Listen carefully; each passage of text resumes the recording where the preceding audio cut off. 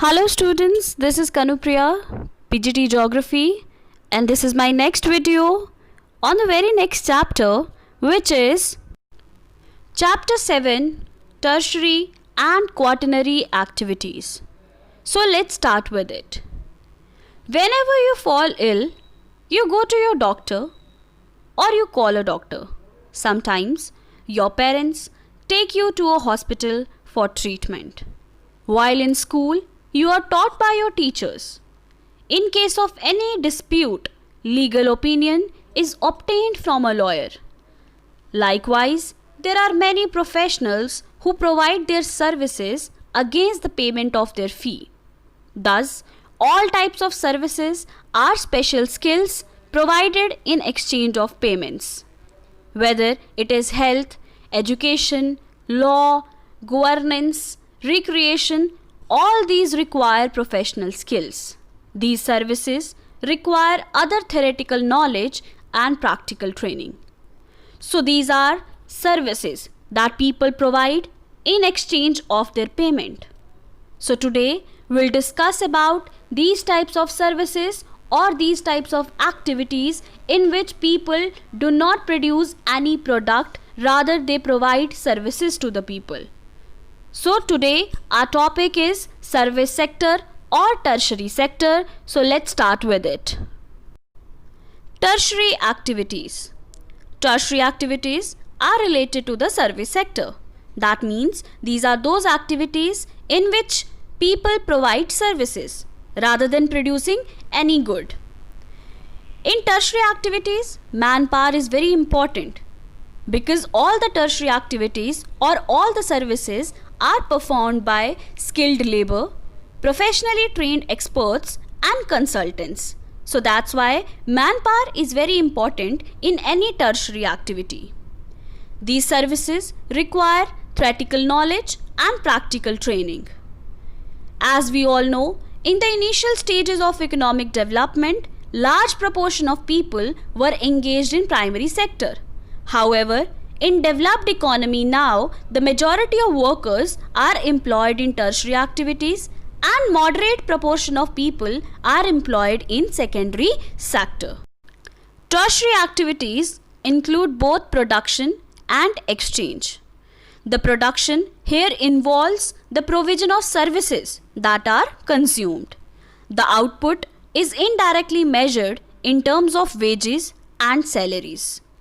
Exchange involves trade, transport and communication facilities that are used to overcome distance.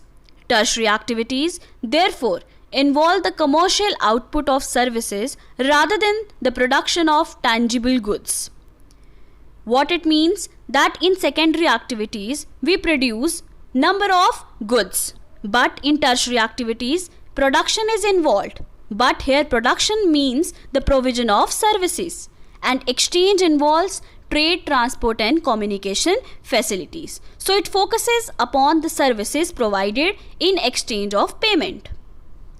They are not directly involved in the processing of physical raw materials. Common examples are the work of a plumber, electrician, technician, launderer, barber, shopkeeper, driver, cashier, teacher, doctor, lawyer, publisher, etc. So these are the examples of people who are engaged in providing services in exchange of their payment. They all are providing services to the people.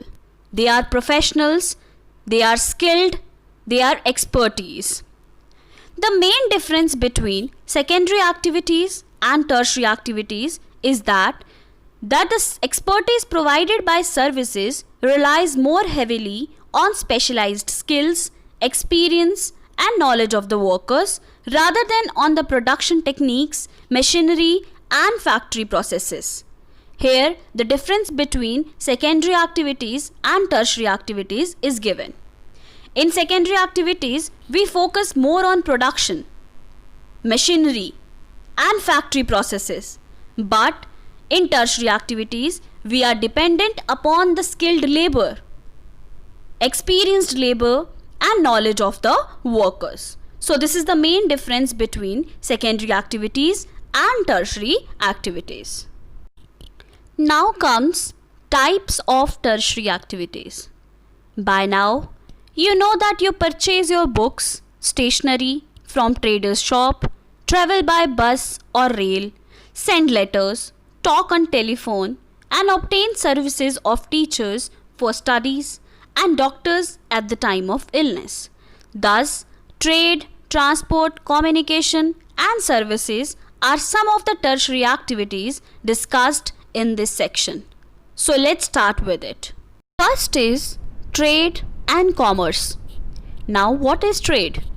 Trade is essentially buying and selling of items produced elsewhere, or trade is the exchange of goods and services over a space. All the services, whether it is retail trading or wholesale trading, are specifically intended for profit. The towns and cities where all these work take place are known as trading centers. Nowadays, trading centers have been increased so much as trade and commerce increased from local level to international level. Earlier we had barter system, but now we have trade at international scale or international level, and because of which many centers and institutions such as trading centers or collection and distribution points have produced. Trading centers may be divided into rural and urban marketing centers. Now, first one is rural marketing centers. Rural marketing centers cater to nearby settlements. They are quasi-urban types or quasi-urban centers. They serve as trading centers of most of the rudimentary type. Here, personal and professional services are not well developed. These form local collecting and distributing centers. Most of these have mandis, wholesale markets, and also some retailing shops. They are not urban centers per se, but are significant centers for making available goods and services which are most frequently demanded by rural folk. So rural marketing centers are not like urban markets. They do not have so much quantity of goods available, but these are very important for the rural people which fulfill the demands of the rural folk. It includes wholesale markets, that is mandis, and also some retail shops. They are very important for the rural areas, for the rural people. Second one is periodic markets. Periodic markets are found in rural areas, in those areas where there are no regular markets, and these markets are organized at different time periods. These can be weekly, bi-weekly, from where people from the surrounding areas meet their temporarily accumulated demands. These markets are held on specified dates and move from place to place. The shopkeepers thus remain busy on all the days while a larger area is served by them. So periodic markets are not regular markets. The people move from the shopkeepers move from place to place along with their markets, and all the people from the surrounding areas, they fulfill their needs, they fulfill their demands by going to that market and collect their material. So these are periodic markets. Next one is urban marketing centers. They have more widely specialized urban services. They provide specialized goods and services which are required by people. They offer manufactured goods as well as many specialized markets. For example, market for labor, housing, semi or finished products.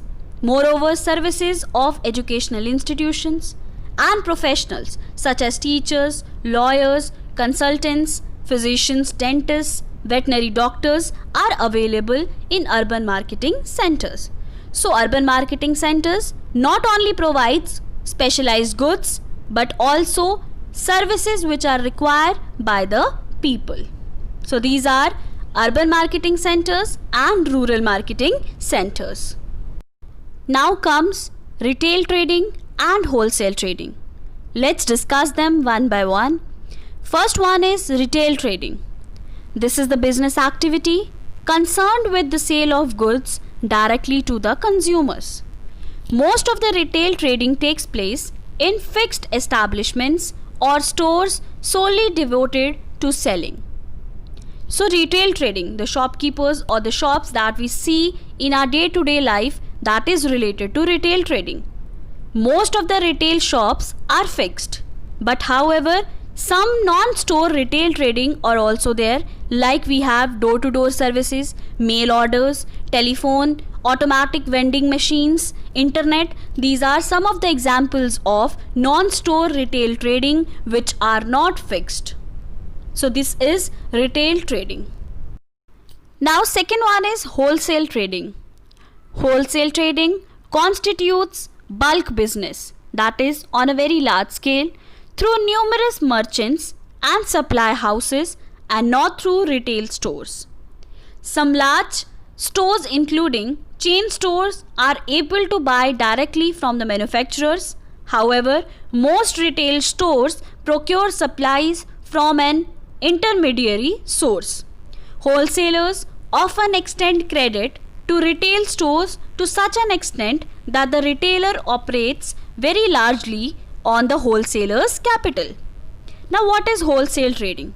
Wholesale trading is always done on a very large scale, that is bulk business is done through numerous merchants in between. All the retail shops are dependent upon wholesalers. Often, number of wholesalers provide money to retail stores.